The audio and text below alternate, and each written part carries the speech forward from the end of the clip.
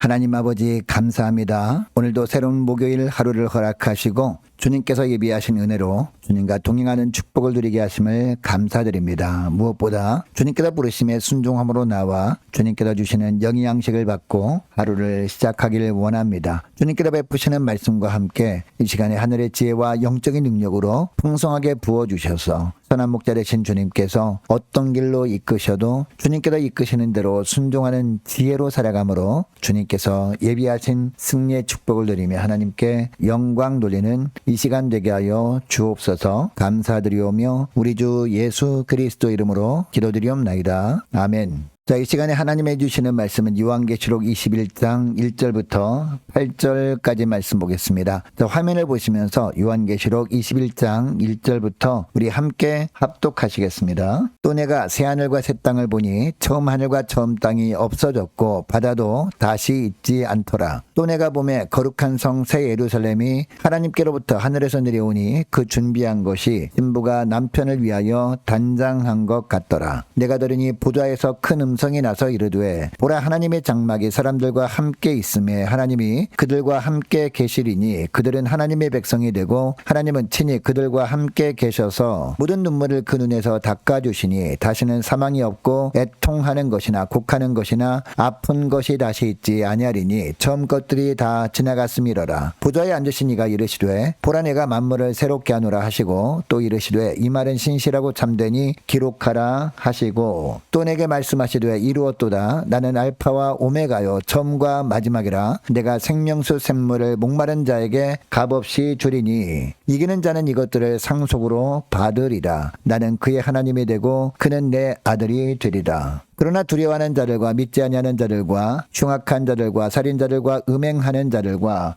점술가들과 우상숭배자들과 거짓말하는 모든 자들은 불과 유황으로 타는 못에 던져지리니 이것이 둘째 사망이라. 아멘. 여러분, 예수 믿는 사람들은 이 세상에 사는 동안 눈에 보이는 것에 휘둘리지 않고 오직 믿음으로 살아갑니다. 이 땅에 있는 동안 눈에 보이지는 않지만 장차 가서 영원히 거할 천국이 분명히 있음을 확신하기 때문입니다. 그런데 믿음의 사람들이 천국이 있음을 확신하는 것은 기록된 말씀을 근거로 확신하는 겁니다. 하나님은 오늘 우리가 읽은 본문을 통해 바로 이 천국이 분명히 있음을 우리에게 보여주고 계십니다. 여러분, 그러면 우리가 천국에 대한 확신을 가지고 사는 것은 어떤 의미일까요? 첫째로 궁극적인 승리를 확신하고 사는 겁니다. 1절을 보면 하나님께서 요한에게 새하늘과 새 땅을 보여주시는데 이처럼 새하늘과 새 땅을 보여주시는 이유가 있습니다. 악으로 가득했던 처음 하늘과 처음 땅은 사라지고 교회를 대적하는 세력을 상징하는 바다도 더 이상 존재하지 않을 것임을 알게 하시는 겁니다. 여러분, 계시록 20장 13절을 보면 바다는 죽은 자들을 품고 있는 곳이었습니다. 따라서 하나님께서 만물을 새롭게 하실 때 더 이상 바다는 필요하지 않습니다. 4절 말씀처럼 새하늘과 새 땅에는 사망이 없기 때문이죠. 여러분, 현재 우리가 살아가고 있는 세상은 공중 권세 잡은 사단의 역사 때문에 죄와 사망과 고통이 지배하고 있습니다. 그래서 주님의 뜻대로 살아가는 우리에게 이 세상에서 사는 것은 결코 녹록하지는 않습니다. 여전히 공중 권세 잡은 자가 악한 영들과 세상과 죄성을 이용해서 성도들을 대적하기 때문입니다. 그래서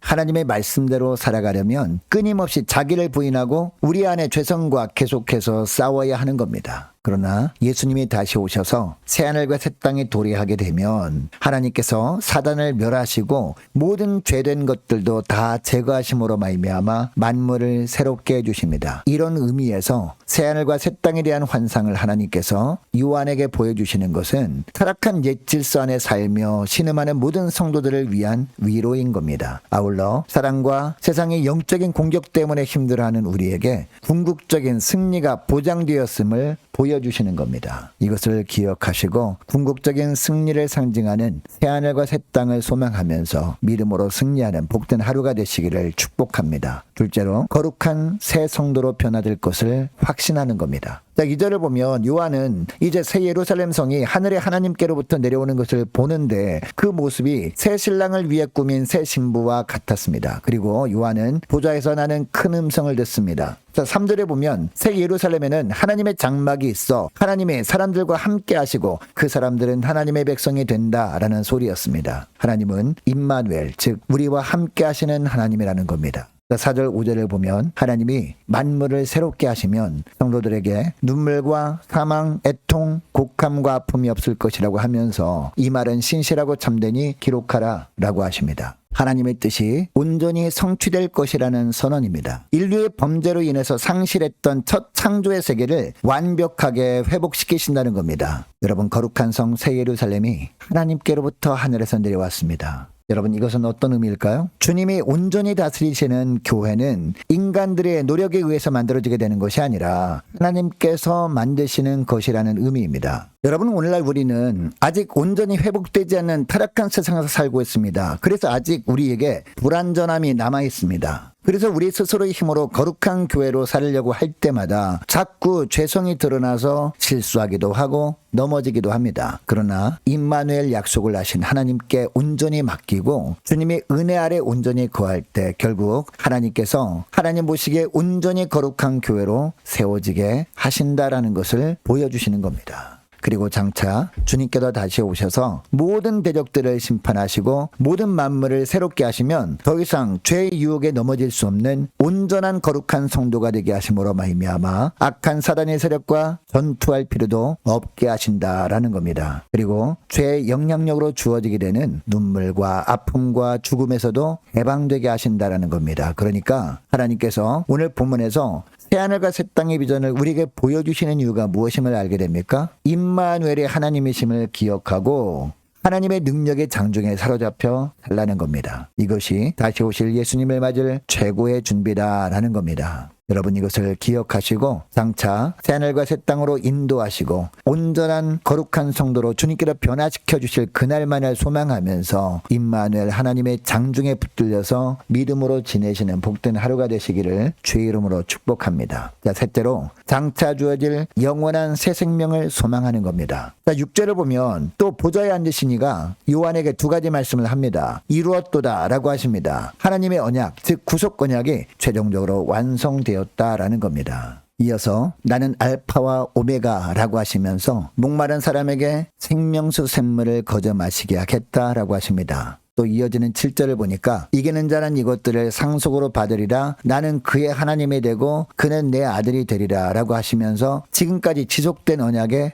마침표를 찍어주십니다. 자, 그리고 두 번째 말씀이 8절에 나오는데 믿지 아니하는 자들, 흉악한 자들, 살인자들, 음행하는 자들, 점술가들과 우상숭배자들, 거짓말하는 모든 자들은 불과 유황으로 타는 못에 던져지리니 라고 합니다. 이렇게 둘째 사망에 대한 말씀을 하십니다. 이 본문을 통해서 하나님은 이 세상을 창조하신 창조주이실 뿐만 아니라 만물의 근원이 되시고 또 영생의 샘물 자체라라고 하십니다. 그래서 하나님은 우리의 필요와 갈급함을 풍족하게 채워주실 뿐만 아니라 주님 안에서 영생을 누리도록 생명수 샘물을 우리에게 값없이 주시는 분이다 라고 하십니다. 끝까지 주님을 향한 믿음 붙들고 사는 자들에게 주님은 언약하신 모든 축복과 은혜를 이렇게 주셔서 누리게 하십니다. 그래서 하나님은 우리가 믿음의 경주를 달리는데 분명한 결승선을 우리에게 오늘 본문을 통해서 보여주시는 겁니다. 여러분 이것을 기억하시고 장차 하나님께로 주실 영원한 새 생명의 축복만을 소망하면서 오직 하나님의 언약의 말씀 굳게 붙들고 주님께로 보여주시는 목적지인 새하늘과 새 땅을 향해 믿음으로 전진하는 하루가 되시기를 축복합니다. 자, 오늘 말씀을 기억하고 이 시간에 기도할 때 이렇게 기도했으면 좋겠습니다. 하나님, 궁극적인 승리를 확신하며 거룩한 새 성도로 변화시켜 주실 것을 확신하며 장차 주어질 영원한 새 생명을 소망하며 끝까지 주님의 언약의 말씀 붙들고 흔들리지 않는 믿음으로 사는 하루가 되게 하여 주옵소서.